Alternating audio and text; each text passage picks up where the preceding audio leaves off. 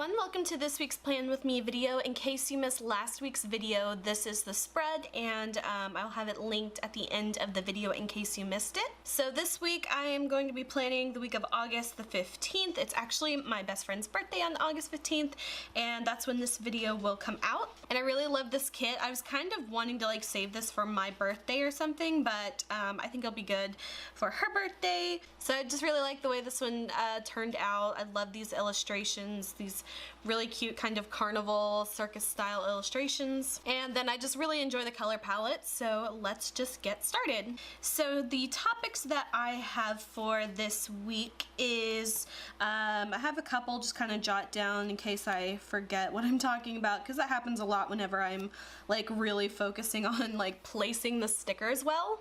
So this week's topic is going to be just a couple things that I have, and the first one is back to school. So this, on the day you see this, is whenever all the schools in my area go back to school, and it's just kind of weird, but also like kind of really relieving that I am not going back to school. This is my first ever since I was, what, 4 years old, not going back to school. And like I said, it's kind of strangely sad, but also really relieving.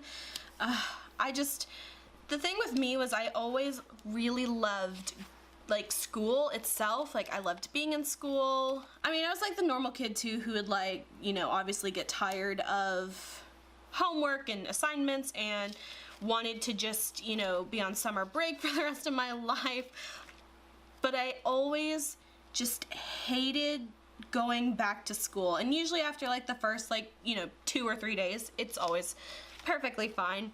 But there was just something about going back to school that always, ugh. It's kind of funny now that I look back on it, but I would like always, I think pretty much every year, like the night before the first day of school, I would like kind of have a little bit of a pity party for myself, and I would cry.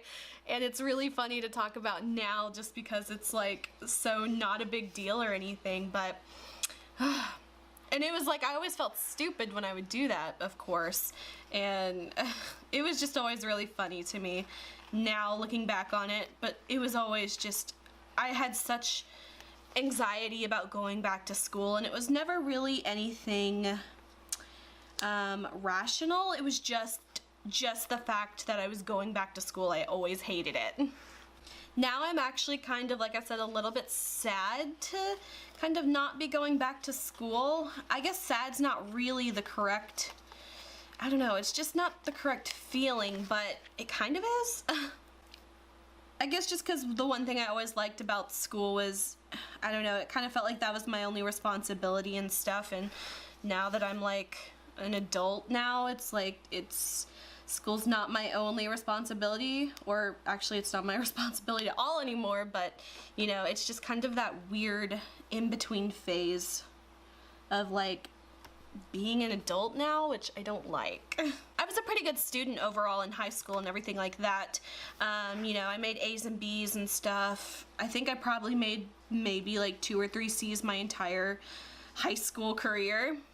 And I always took some AP classes and stuff, and pre-AP and, you know, everything like that. I never took as many as I feel like I should have. I think I probably took maybe 5 AP classes total, and, you know, I've done a handful of, you know, pre-AP and stuff like that. And just for, like, advice for any, you know, high school kids, like if you're starting high school this year or anything like that, take as many, you know, AP classes as you can justifiably handle and, you know, do. You know, it's honestly such a wonderful opportunity to take those AP classes, because especially if you're going to college, you can get college credit for a lot of those depending on how you do on, you know, the AP test and everything. And it really, really is worth, you know, at least trying to do. Obviously, don't get in over your head and take, you know, 5 AP classes in a semester. You know, that's not really a viable thing for a lot of students. I mean, sure, there are a select few who can kind of handle that workload, but don't overdo it, But definitely don't sell yourself short either, especially if you have the opportunity to take those, you know, AP classes and everything like that, because they really, I probably sound like your mom or something, but they really can make a big difference once you get to college. My regret was, like I said, I think I only took a handful of AP classes, and I think I got college credit for 2 of the classes that I took. The other classes were, I was like right on the edge of like getting college credit for it, which is kind of frustrating, you know, when you're in a class all year taking these hard classes and you want to get the college credit and then you're like 1 point away or something. It can be stressful, but it really in my opinion is so worth doing if you honestly can do it. Now obviously if you're not the best at school, or if, you know, you just have trouble with regular classes, then obviously AP classes aren't for everyone. But like I said, if you are determined enough to study and do the work, honestly I think it is such an important thing to do. I don't know how I got on this like mom, do your homework, go to school kind of like talking point, but it really does make a huge difference when you go to college, especially if you have you know, some college credit under your belt already. I ended up getting some English classes out of the way when it came time for me to go to college, and that was really helpful because for me, I ended up getting 2 scholarships. One was from the school that I went to, and the other one was a state scholarship. With those 2 colleges alone, I was able to basically, you know, it wasn't like a full ride scholarship, but the 2 scholarships were enough to cover, you know, tuition, books, supplies, all of that, and it was very helpful for me to not have to take out student loans, not to have to, you know, rely on my parents to help me pay for college and stuff like that, because my family is definitely not super rich or anything like that. So it was one less thing I had to worry about when I was in college, was how was I going to pay for next semester's tuition and stuff like that. And I know not everyone can be as fortunate, but definitely try your hardest to get as many scholarships as you can, even if they're small scholarships. Like I guess I got another scholarship. It was a small one. It was probably about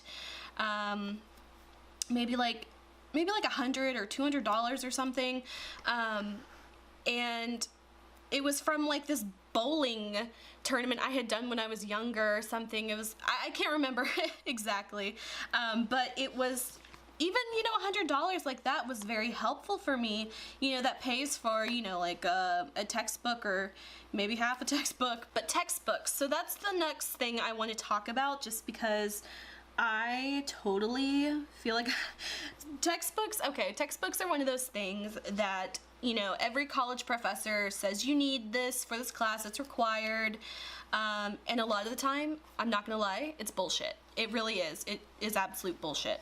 I'm not gonna lie, there were a few classes where actually having the textbook was actually 100% required, but it's one of those really tricky things to navigate, because it's kind of like you either have to know someone who's taken the class before, or you know, you can even go on those websites like Rate My Professor, which I always used Rate My Professor, but you have to remember that you can't take the reviews on Rate My Professor as gospel. It's definitely, take it with a grain of salt, because people who tend to review things, there's like 2 kinds of people in the world. There's people that will review good things and people that will review when they've had bad experiences.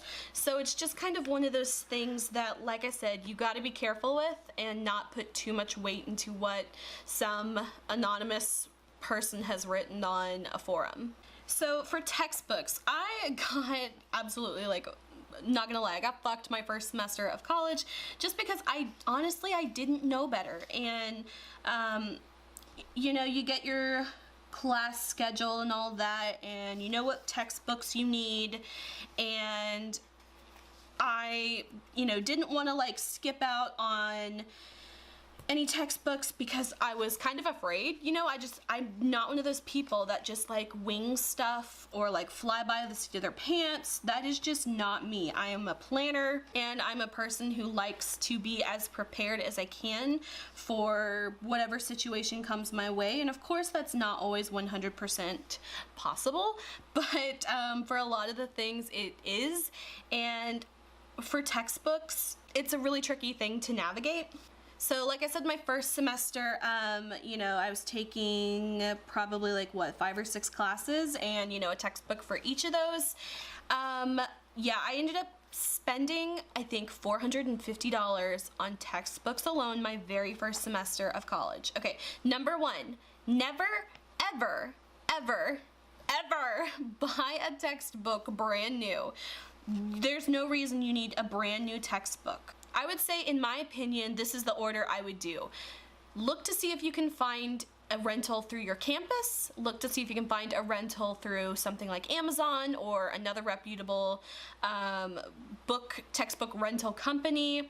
Buy it used if you have to, and absolutely never, never buy a brand new textbook. And then of course the other things that are always, you know, kind of hard to, you know, get by is like things if you need like access codes or stuff like that. I needed a few of those in my college classes. Most of them were like for like a math class, or I took a French class and I needed the online access code, and I think there was one other one I might have needed it for. I think it was like, it might have been one of my like geology classes or something. And of course, if you are, you know, like a high school student in, you know, like a public school, then typically most of your textbooks are all like obviously provided for you, unless there's some situation that they're not. I kind of envy and don't envy everyone who's going back to school. I know a lot of places start schools at different times.